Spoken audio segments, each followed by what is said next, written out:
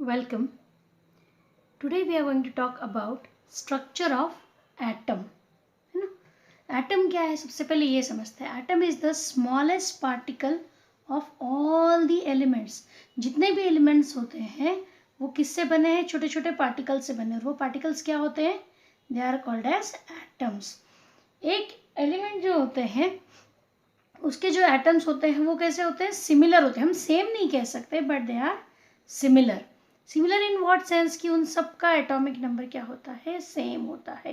अब अपन सबसे पहले स्मॉलेस्ट पार्टिकल एटम होता क्या है ये देखते हैं.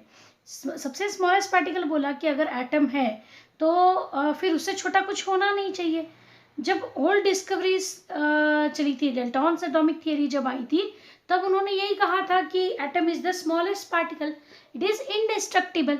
लेकिन जैसे जैसे डिस्कवरी बढ़ती चली गई तब एटम के भी बारे में और जानकारी मिली कि एटम के अंदर भी कुछ होता है. देखना यहाँ पे ये स्ट्रक्चर के अंदर आपको एक सेंट्रल पोर्शन दिखाई दे रहा है. So that is the nucleus which is made up of neutrons and protons. A central part of the atom that is it is called as a nucleus and it is made up of काय का बना हुआ है nucleus? Neutron and proton. These are the particles. Again मतलब देखना अभी तक हम क्या बोले कि atoms are smallest particle but atoms भी और छोटे पार्टिकल से बने. उसमें से पहला पार्टिकल हम बात कर रहे हैं न्यूट्रॉन, है ना. न्यूट्रॉन क्या होता है? It is neutral. That means it do not have any charge. उस पर कोई चार्ज नहीं होता है. Zero charge is there but it has a unit mass. उसका मास हम 1 यूनिट मान के चलेंगे. ठीक है. What is the mass of neutron? 1 unit. ठीक. अब इसके बाद में एक और एक चीज यहाँ पे है proton. Proton is positively charged particles. Positively charged. अगर प्रोटॉन पॉजिटिवली चार्ज है मतलब एटम कैसा होना चाहिए भैया? चार्ज होना चाहिए, है ना. देखना यहाँ पे इसका भी जो मास होता है लगभग न्यूट्रॉन के बराबर होता है. एग्जैक्टली सेम तो नहीं बट लगभग फिर भी सिमिलर माना जाता है. That is also considered as 1 unit. ठीक है. अब क्या होता है कि ये जो एटम है इसका एक बहुत ही छोटा सा हिस्सा जो है that is the central portion which contains this neutrons and protons. और इन न्यूट्रॉन्स और प्रोटॉन्स जो कि न्यूक्लियस में प्रेजेंट है इन्हें हम क्या कहते हैं? न्यूक्लियोन्स. दे आर कॉल्ड एज न्यूक्लियोन्स, है ना. तो न्यूक्लियोन्स के बारे में पूछेंगे तो हम क्या लिखेंगे? Nucleons are the subatomic particle which are present in the nucleus of an atom and they are neutron and proton. ठीक. न्यूट्रॉन का मास हमने क्या बोला? 0. No charge is there and electron has +1 proton has 1 plus charge, है ना. +1 charge होता है. अब ये जो एक्स्ट्रा न्यूक्लियर रीजन है इसमें क्या होता है? There are particles which are revolving around this nucleus. These particles are called as electrons. इन्हें क्या बोलते हैं? These are called as electrons. अब electrons क्या है? That is again one of the subatomic particle. They are negatively charged. कैसे होते हैं? Negatively charged. इनके ऊपर मास इसका लगभग निग्लिजिबल, नील मान के चलेंगे हम, है ना. और इसके ऊपर जो चार्ज होता है दैट इज -1. मतलब इलेक्ट्रॉन क्या हो गए? निगेटिवली चार्ज पार्टिकल हो गए which are present in the extra nuclear region. ये कहाँ पे प्रेजेंट है? These two are present in the nucleus and electrons are present in the extra nuclear region जो कि एम्प्टी स्पेस है.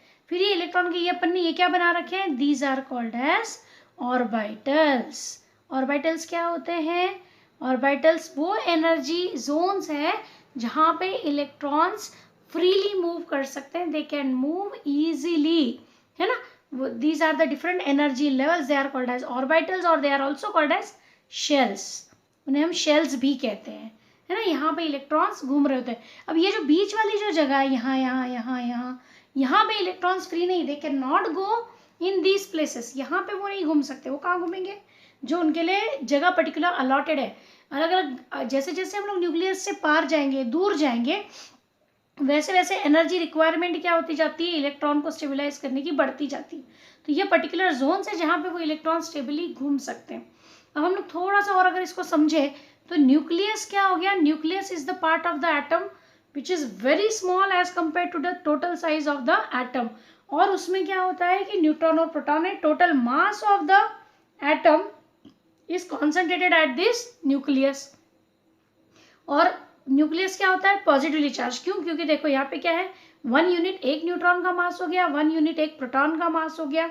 और चार्ज अगर देखें तो इसका 0 चार्ज है और इधर +1 है। मतलब जितने भी प्रोटॉन आएंगे उतने प्लस चार्जेस क्या होंगे, इस न्यूक्लियस को मिलेंगे। That means nucleus is positively charge, है ना। और इलेक्ट्रॉन्स क्या करते हैं, आसपास रिवॉल्व करते हैं। अब हमें ये भी पता है कि एटम जो होते हैं दे आर इलेक्ट्रिकली न्यूट्रल। तो इनका न्यूट्रल होने का कारण क्या है, एटम क्यों न्यूट्रल है, because number of proton and number of electron are same in an isolated gaseous atom. अकेला इकलौता अगर एटम है उसने कोई इलेक्ट्रॉन लिए भी नहीं है, कुछ दिए भी नहीं है, तो उस सिचुएशन में क्या होगा कि वो जो एटम होगा वो न्यूट्रल होगा। क्यों होगा, मान लो फॉर एन एग्जाम्पल अगर हम लोग ऐसा ले कार्बन का एग्जाम्पल ले लें, तो भाई कार्बन का एटॉमिक नंबर, कार्बन में कितने होते हैं, number of protons are 6 and number of electrons are also 6। तो क्या हो गया, 6 पॉजिटिव चार्जेस है और 6 निगेटिव चार्जेस भी है। तो इनका अगर हम सम टोटल करेंगे तो हमें आंसर क्या आएगा, it will be 0। That means वो कार्बन का एटम क्या हो गया,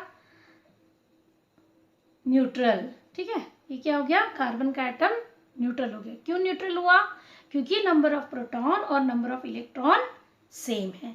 इज इट क्लियर।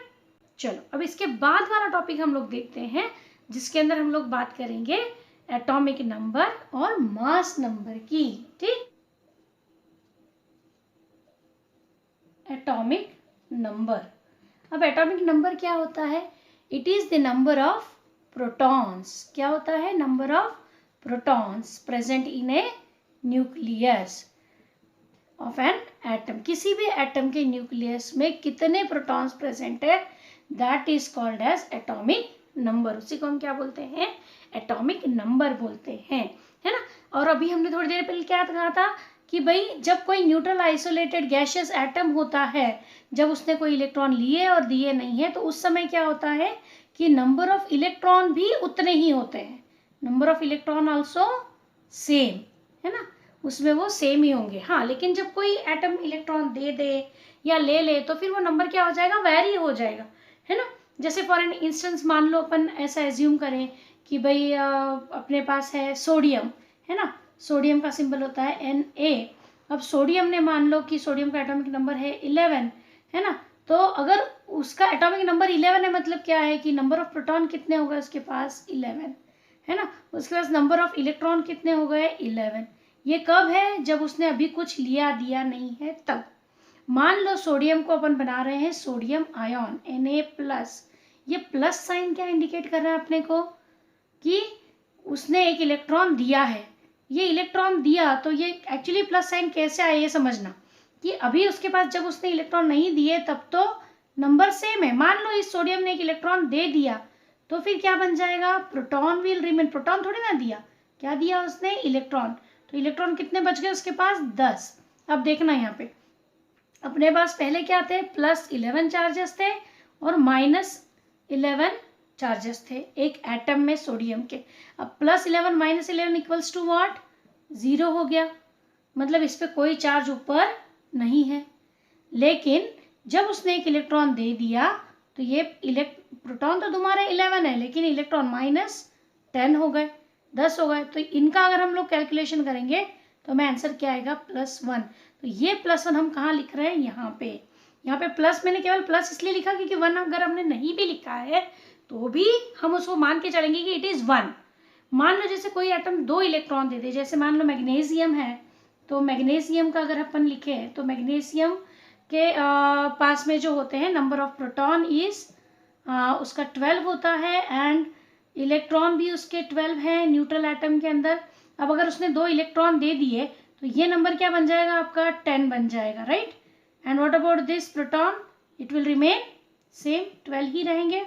तो ये +12 और -10 इक्वल्स टू व्हाट, +2। तो ये Mg क्या बन जाएगा आपका, Mg+2, 2+ बन गया, मतलब ये मैग्नीशियम आयन बन गया। ये क्या चीज़ें हैं, ये अलग स्पीशीज़ है। सोडियम एटम अलग बात होती है और सोडियम आयन अलग चीज़ होती है। मैग्नीशियम एटम अलग होता है और मैग्नीशियम आयन अलग होता है।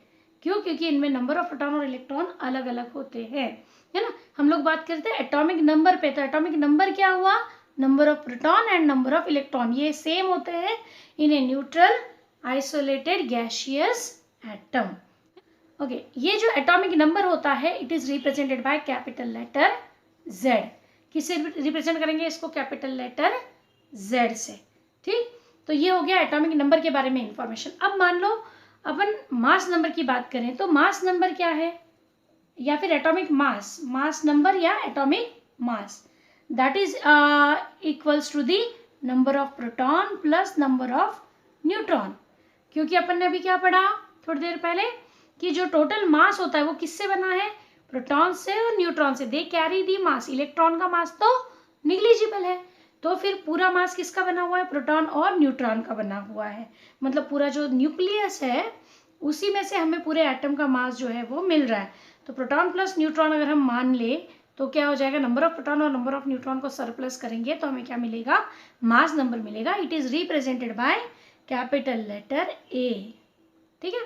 अब अभी हमने कहा था कि ये नंबर ऑफ प्रोटॉन मतलब ये P हो गया, नंबर ऑफ इलेक्ट्रॉन मतलब ये E हो गया। ये हो गया आपका एटॉमिक नंबर का symbol Z and mass number का सिंबल होता है A। मान लो आपके पास एक अननोन एलिमेंट है X, how to represent this atomic number and Z number in a symbolic form. तो उसका ही एग्जाम्पल है कि मान लो एक एलिमेंट आपने X लिखा, तो where to write the atomic number is written as a subscript. कहाँ लिखते हैं हम लोग, सबस्क्रिप्ट में। और उसका मास नंबर कहाँ लिखा जाता है, it is written as a superscript. कहाँ लिखते हैं हम, सुपरस्क्रिप्ट। सुपरस्क्रिप्ट यानी जो ऊपर लिखा जाता है चीज, सबस्क्रिप्ट यानी जिसे हम नीचे लिखेंगे, ठीक है।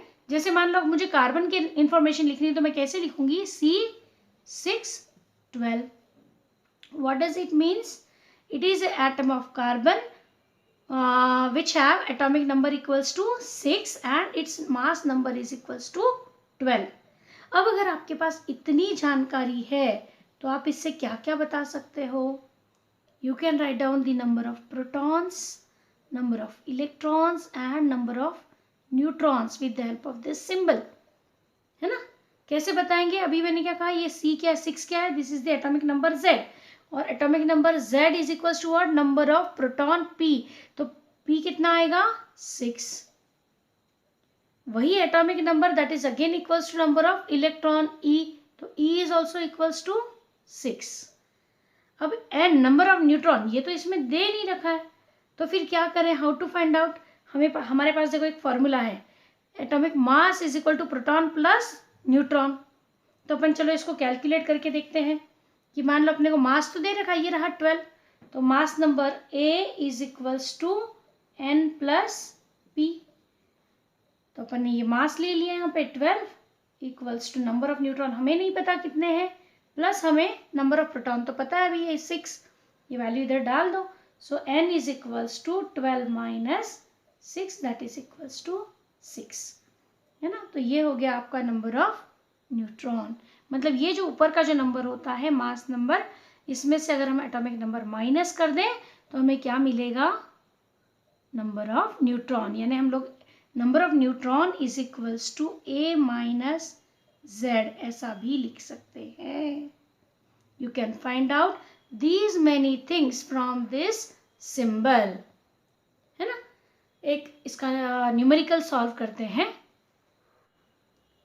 Now see here, there is a symbol given over here, element X is there, it has been represented as X 1224, that means its atomic number क्या बन गया उसका 12 और उसका मास नंबर क्या बन गया 24। then इसके बारे में हमें क्या क्या लिखना है, you have to write down the atomic number, आपको पूछा जाए, write down atomic number, write down mass number, write down number of protons, number of electrons and number of neutrons. कैसे करेंगे ये? एटॉमिक नंबर कहाँ होता है? सिंबल में नीचे, that is equals to Z, and कितनी वैल्यू अपने पास? 12. What about mass number? It is represented by capital letter A. Where is it written in the symbol? कहाँ लिखा होता है? As a superscript. So that is 24. ठीक है. इसके बाद में number of proton. Number of proton क्या होता है? That is equals to Z. Z के बराबर होते हैं प्रोटॉन्स. तो Z कितना है अपना? 12 है ना. नंबर ऑफ इलेक्ट्रॉन्स भी Z के बराबर होते हैं in a neutral atom. So electron is also equals to 12. और नंबर ऑफ न्यूट्रॉन कैसे निकालेंगे? A minus Z. A का वैल्यू क्या है अपने पास में? 24. और इसका वैल्यू क्या है? Z का 12.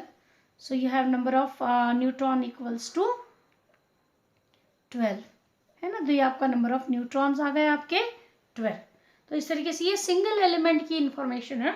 मान लो अपने को कभी कंपैरिजन दे दे, तो कंपैरिजन में क्या है? अब ये इससे रिलेटेड चीज़ है कि भाई मैंने अभी स्टार्टिंग में तुमको ये कहा कि भाई एटम का जो स्ट्रक्चर होता है वो पर्टिकुलर एक एलिमेंट के एटम सिमिलर होते हैं, हमेशा सेम हो ऐसा जरूरी नहीं. तो फिर वो सिमिलर वर्ड क्यों यूज किया, हम ये समझते हैं. Now see here, there are 3 carbon atoms. अलग अलग कार्बन एटम्स हैं जिनमें इन्होंने क्या दिया है कि इसका जो सबस्क्रिप्ट जो है that is same but superscript is different. So what is the difference between them? In atoms में क्या फर्क है? तो इनमें क्या है कि इन तीनों का ही सिमिलैरिटी क्या हो गई? इनका Z वैल्यू जो है that is same. Z is equals to 6 for them. That means their number of proton and number of electron are 6. वो तो सेम है ना. अब जब नंबर ऑफ प्रोटॉन और इलेक्ट्रॉन सेम है तो केमिकल प्रॉपर्टी कैसी होंगी? Chemical property depend upon the number of electron. तो इलेक्ट्रॉन का अगर नंबर सेम है तो केमिकल प्रॉपर्टी भी सेम होंगी, है ना. लेकिन इनका जो A वैल्यू है दैट मीन्स मास नंबर, वो फर्स्ट कार्बन का कितना है? 12 है. सेकेंड कार्बन का कितना है? A is equals to 13. Next carbon का कितना है? A is equals to 14. ये क्यों चेंज हुआ? क्योंकि इनके नंबर ऑफ न्यूट्रॉन्स अलग अलग है. Let us find out the number of neutrons in first case. तो वो A माइनस Z करो उसका, तो क्या आएगा? 12 minus 6 is equals to 6. N is equals to 6 in first carbon atom. What about second one? Second one में N is equals to A minus Z करेंगे तो 13 minus 6 that is equals to 7. तो N क्या हो गया आपका? 7 हो गया यहाँ पे. और अगर आप तीसरा निकालेंगे तो N is equals to again A minus Z. तो N is equals to कितना हो जाएगा? 14 minus 6. तो N is equals to कितना हो जाएगा आपका? 8. मतलब आपके नंबर ऑफ न्यूट्रॉन क्या हो गए? अलग अलग हो गए, इसलिए मास अलग अलग है.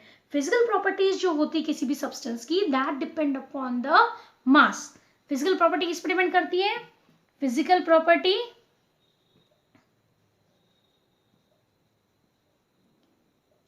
Depend upon mass.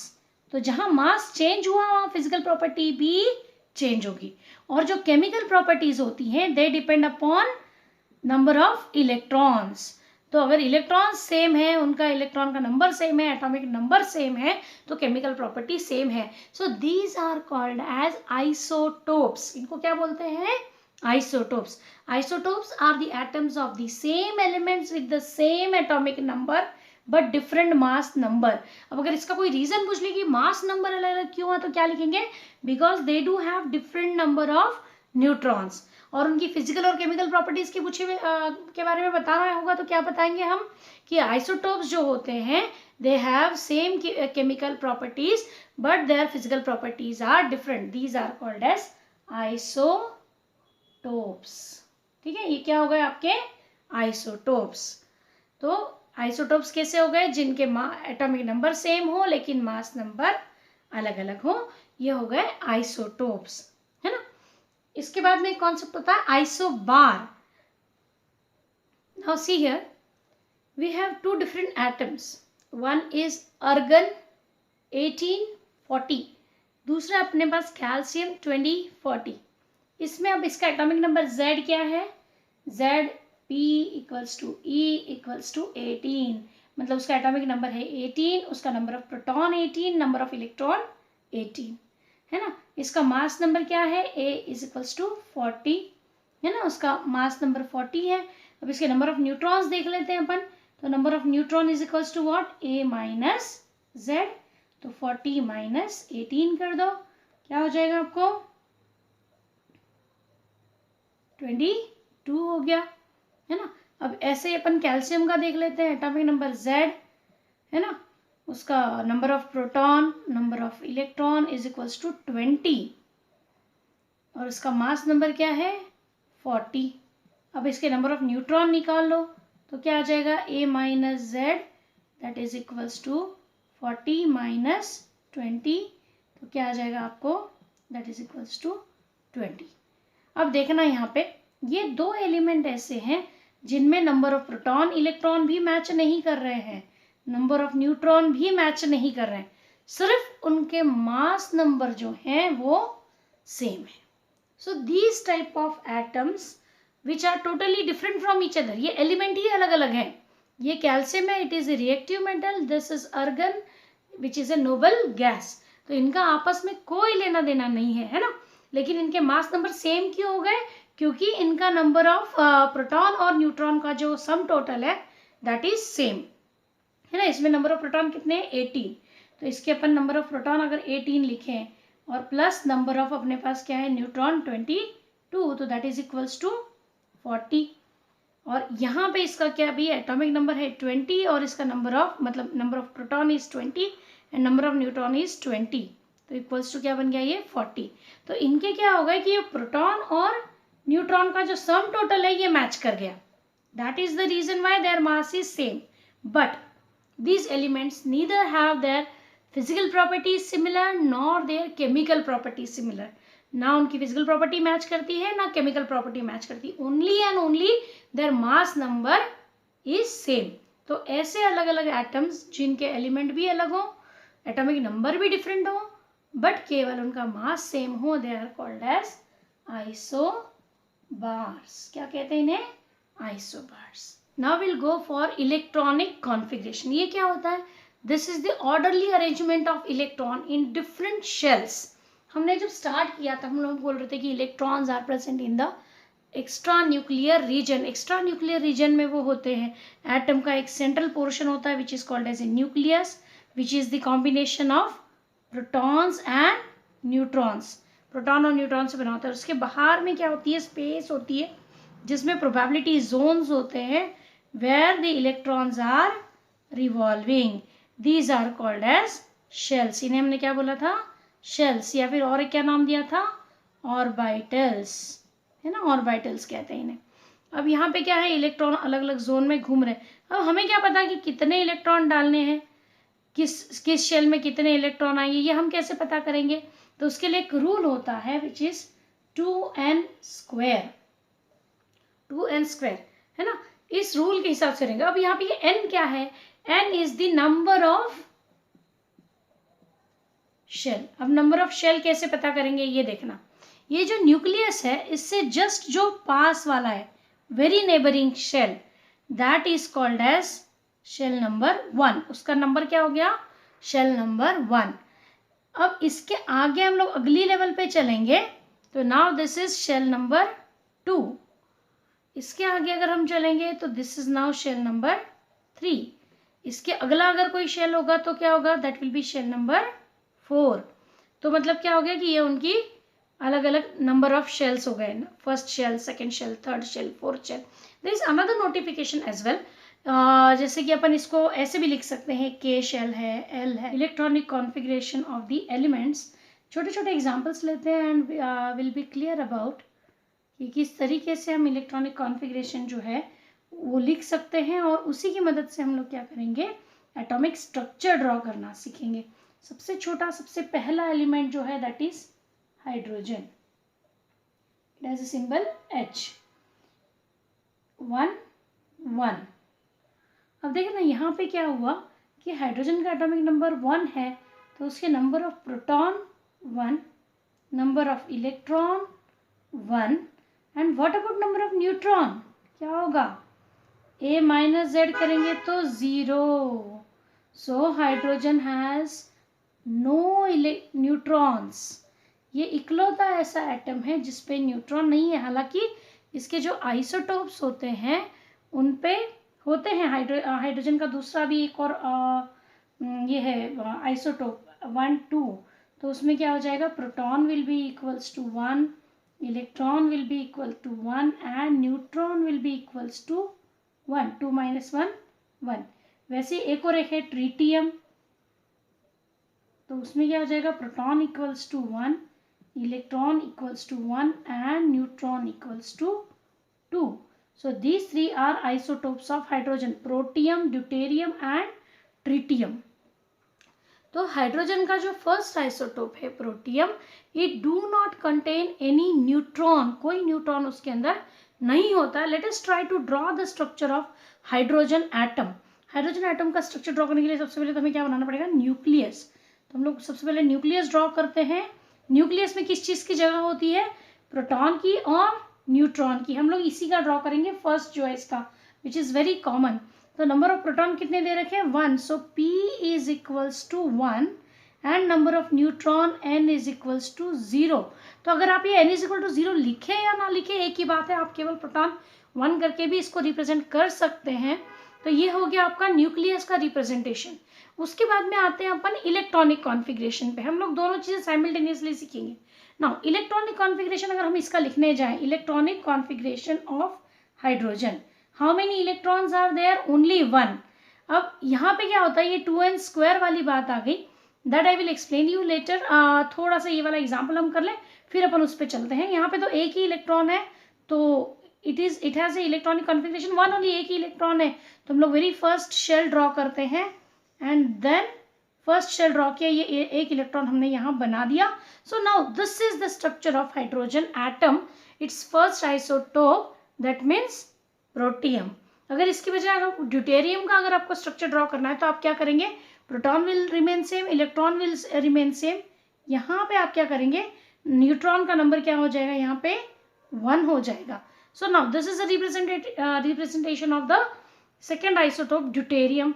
ट्रीटियम अगर आपको बताना है तो प्रोटॉन इलेक्ट्रॉन सेम है, बस केवल आप क्या करेंगे, नंबर ऑफ न्यूट्रॉन यहाँ पे चेंज कर देंगे, विच इज 2। तो ये हो जाएगा आपका प्रेजेंटेशन किस चीज का, ट्रीटियम का, थर्ड आइसोटोप ऑफ हाइड्रोजन, है ना।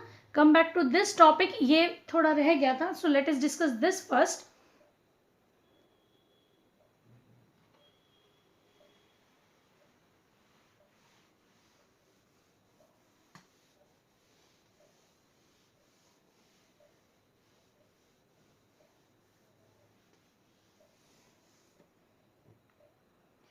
Now, suppose an atom has only one shell or its one shell. एक फर्स्ट शेल में कितने इलेक्ट्रॉन होंगे ये अपने को निकालना है। तो हाउ टू फाइंड आउट, ये 2n² वाला जो फॉर्मूला है इसमें हम n इज इक्वल्स टू 1 डालेंगे। क्या डालेंगे यहाँ पे, n is equals to 1। For n is equal to 1, first shell के लिए क्या इन्फॉर्मेशन अपने पास वो देखते हैं।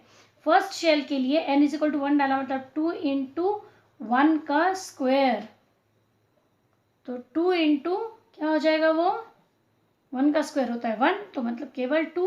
तो किसी भी एटम का जो फर्स्ट शेल होगा उसमें मैक्सिमम कितने इलेक्ट्रॉन आ सकते हैं, 2। ये जो आंसर आ रहा है that is the number of maximum electron. कम हो सकते हैं, an atom can have less number of electron, है ना, ज़्यादा नहीं हो सकते, मैक्सिमम इतने हो सकते हैं। अब अगर आपका किसी भी एटम का सेकेंड शेल है और आपको उसकी इंफॉर्मेशन लिखनी है, तो क्या n is equals to 2n², तो n इज इक्वल टू 2 का वैल्यू सब्सटीट्यूट कर दो, तो यहाँ पे क्या हो जाएगा, 2 × 2 का स्क्वायर क्या हो गया 4, तो ये क्या हो गया 8। कितने इलेक्ट्रॉन आ जाएंगे, 8। इसके बाद में अगर अपन बात करें कि n इज इक्वल्स टू 3, तो क्या हो जाएगा, थर्ड शेल में 2n² की जगह क्या लगाएंगे, n की जगह 3 लगाएंगे, 2 × 3 का स्क्वायर, तो 2 × 3 का स्क्वायर क्या होता है 9, ये हो गया 18। n इज इक्वल टू 4 के लिए क्या आएगा, 2n², 2 × 4 का स्क्वायर, मतलब 2 × 16, मतलब हो गया 32। तो ये क्या हो गई, उसकी मैक्सिमम कैपेसिटी हो गई। फर्स्ट शेल में ज़्यादा से ज़्यादा कितने इलेक्ट्रॉन लगा सकते हैं हम? 2। सेकेंड में कितने लगा सकते हैं? 8। थर्ड में कितने लगा सकते हैं? 18 एंड फोर्थ शेल में मैक्सिमम लग सकते हैं 32। हालांकि हर शेल में कम हो सकते हैं। अभी हमने हाइड्रोजन वाले में क्या करा था? हाइड्रोजन का इलेक्ट्रॉनिक कॉन्फ़िगरेशन क्या लिखा था? हाइड्रोजन का इलेक्ट्रॉनिक कॉन्फ़िगरेशन इज 1 ओनली। उसके फर्स्ट शेल में एक ही इलेक्ट्रॉन है क्योंकि उसके पास एक ही कैपेसिटी है। इसकी वजह अगर हम लोग हीलियम पे आ जाए, है ना, मान लो अगर हीलियम होता तो हीलियम का एटॉमिक नंबर होता है 2 और इसका मास नंबर होता है 4। तो एटॉमिक नंबर से हम इलेक्ट्रॉनिक कॉन्फ़िगरेशन लिखते हैं। तो उसके 2 इलेक्ट्रॉन है। फर्स्ट शेल की कैपेसिटी कितनी है? 2 है। तो यहाँ पे क्या हो जाएगा? 2, मतलब उसका एक ही शेल होगा और उस एक शेल में 2 इलेक्ट्रॉन होंगे। उसका शेल भर गया। This is what called as noble gas configuration, है ना। हीलियम क्या है? एक नोबल गैस है। उसका ये इकलौता ऐसा नोबल गैस है which complete the duplet. Duplet का मीनिंग क्या होता है? जिसके 2 इलेक्ट्रॉन्स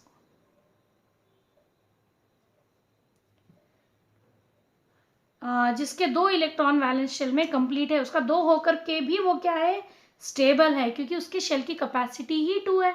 लेकिन इसके बाद वाले जो नोबल एलिमेंट्स हैं, अब ये भले ही हमने लिख दिया 8, 18, 32, बट नोबल गैस आने के लिए मैक्सिमम 8 चाहिए होते हैं electron. That is called as octet. क्या बोलते हैं उसको? ऑक्टेट। जिनका ऑक्टेट कंप्लीट है वो स्टेबल है। तो बाकी सारे नोबल गैसेस जो हैं उनका ऑक्टेट कंप्लीटेड है। बस केवल हीलियम जो है it has completed it's duplet. ठीक है।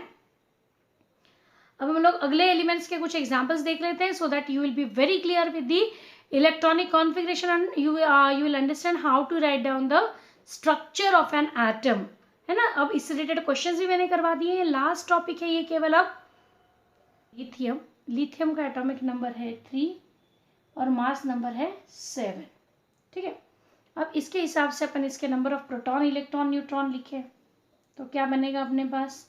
Number of proton is equals to 3, electron equals to 3।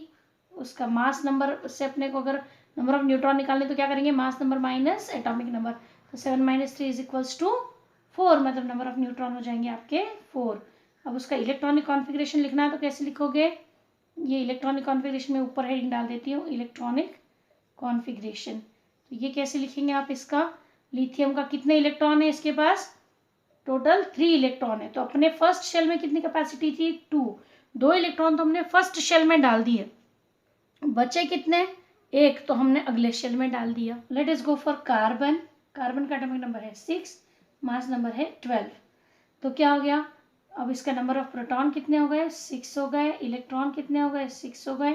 Neutron भी इसके 12 - 6, 6 हो गए। इसका कॉन्फ़िगरेशन अगर लिखना हो तो कैसे लिखेंगे? अंदर के शेल में 2 इलेक्ट्रॉन आ गए। अब 6 में से बचे कितने? 4, तो वो हमने यहाँ लिख दिए, है ना। अब नियॉन पे आ जाओ। मान लो तो नियॉन का एटॉमिक नंबर क्या है? 10 है ना। एटॉमिक नंबर 10 है नियॉन का। तो नंबर ऑफ प्रोटॉन कितने हो जाएंगे? 10। इलेक्ट्रॉन कितने हो गए तुम्हारे? 10। और इसका मास नंबर है 20, तो उस हिसाब से उसका नंबर ऑफ न्यूट्रॉन भी क्या हो जाएंगे? 10। अब इसका कॉन्फ़िगरेशन लिखेंगे तो क्या आ जाएगा? 2, 8। अब ठीक है, यहाँ तक आ गया। अब इसका अपन स्ट्रक्चर ड्रॉ करते हैं। इसका एटॉमिक स्ट्रक्चर कैसे ड्रॉ करेंगे? लिथियम का ड्रॉ करना है तो सबसे पहले तो न्यूक्लियस बनाओ। न्यूक्लियस में प्रोटॉन बना दो। कितने प्रोटॉन है? Proton is equals to 3। उसके बाद में अपने न्यूट्रॉन लगा दो। Neutron is equals to 4। अब अपने को 2 शेल बनाने हैं क्योंकि यहाँ दो डिजिट लिखे ना अपन ने, 2 शेल बनाएंगे। तो एक बनाया अपन ने फर्स्ट शेल और एक ही बनाया सेकेंड शेल। अब फर्स्ट शेल की क्या कंडीशन है? 2 इलेक्ट्रॉन, तो 1 इलेक्ट्रॉन यहाँ बना दिया, 1 इलेक्ट्रॉन यहाँ बना दिया। ये 2 इलेक्ट्रॉन बन गए फर्स्ट शेल के।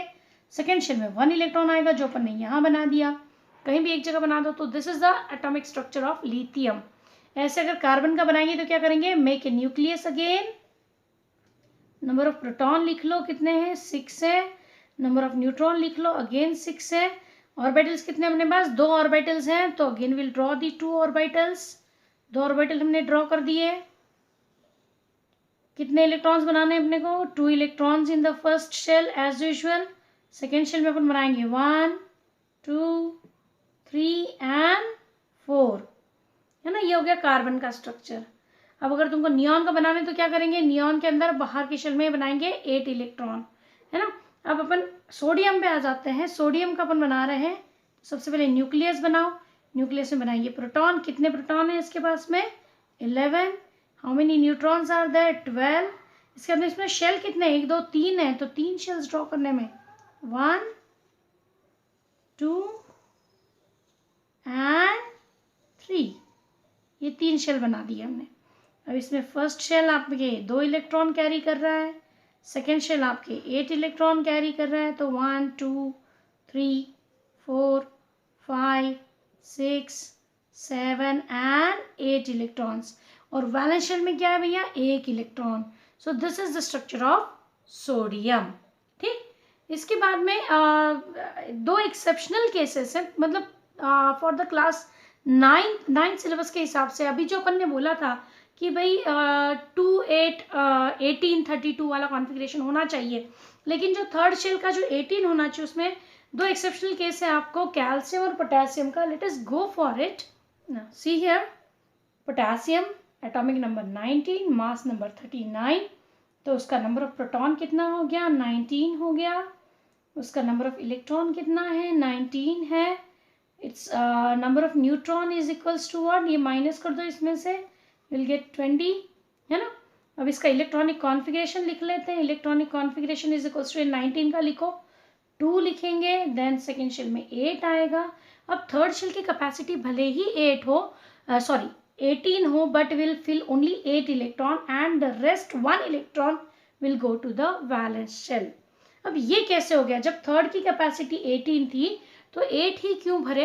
तो क्या होता है कि शेल्स में भी सब शेल्स होते हैं और उनकी भी अपनी एनर्जी लेवल्स होती हैं, तो वो एनर्जी बैरियर्स को क्रॉस करते हुए जहाँ पे कम एनर्जी की रिक्वायरमेंट होती है वहीं इलेक्ट्रॉन अपने आप को फिट करता है। तो यहाँ पे 8 इलेक्ट्रॉन तो भर दिए, लेकिन 9th इलेक्ट्रॉन भरने के लिए जो एनर्जी उसे इस शेल में लगेगी उससे कम एनर्जी उसको अगले शेल में लगेगी, इसलिए उसने क्या किया, खुद को अगले शेल में भर लिया। मतलब यहाँ पे इसका कॉन्फ़िगरेशन क्या हो गया, 2 8 8 1 हो गया। तो अगर इसका अगर हम लोग स्ट्रक्चर ड्रॉ करें तो क्या करेंगे, सबसे पहले बनाएंगे भैया न्यूक्लियस। न्यूक्लियस में बनाएंगे प्रोटॉन। प्रोटॉन कितने हैं, 19। न्यूट्रॉन बना दो, कितने न्यूट्रॉन्स हैं, 20। देन व्हाट नेक्स्ट, 1 2 3 4 शेल्स बनाना है, शेल्स बना लो, 1 2 इलेक्ट्रॉन बना दो उसमें हाथों हाथ। उसके बाद में अगला शेल बना लो, सेकेंड शेल, उसमें कितने इलेक्ट्रॉन बनाएंगे, 8 1 2 3 4 5 6 7 8। इसके बाद में थर्ड शेल बना लो, इसमें भी फिर से 8 इलेक्ट्रॉन है, 1 2 3 4 5 6 7 एंड 8। और जो लास्ट शेल है उसमें कितने बनाने हैं भैया अपने को, 1 electron. So will draw the last shell and will fill that 1 electron. So this is the structure of potassium atom, है ना। अब कैल्शियम का अगर करें तो क्या हो जाएगा, again number of proton is equals to 20 यहाँ पे, क्योंकि इसका एटॉमिक नंबर 20 है। उसके number of electron will be 20 because proton and electrons are same in isolated gaseous atom. Number of neutron minus कर दो, सो विल गेट 20। यहाँ पे देखो इन दोनों के नंबर ऑफ न्यूट्रॉन सेम है ना। इलेक्ट्रॉनिक कॉन्फ़िगरेशन अगर इसका देखें तो 20 के हिसाब से लगा लो, तो क्या होगा, 2 पहले आएगा, फिर 8, फिर से रूल यही वाला अप्लाई होगा, यहाँ पे भी 8 इलेक्ट्रॉन आएंगे और अगला जो 1 इलेक्ट्रॉन है, sorry remaining 2 electrons will be fulfilled over here. तो ये क्या हो गया, 8 + 2 10, और ये 10 और 20 हो गए, है ना। तो ये एटॉमिक नंबर 20। अब जब हम इसका स्ट्रक्चर बनाएंगे तो कैसे बनाएंगे, इसी टाइप का स्ट्रक्चर बनेगा। और इसके अंदर प्रोटॉन और न्यूट्रॉन, न्यूक्लियस में क्या आ जाएंगे, इसके न्यूक्लियस के अंदर number of proton will be equals to 20, number of neutron will be equals to 20. First shell, second shell, third shell and fourth shell. First shell में हम कितने इलेक्ट्रॉन ड्रॉ करेंगे, 2 करेंगे, then we'll draw 8 electrons, then again 8 electrons and finally we'll draw 2 electrons in the valence shell.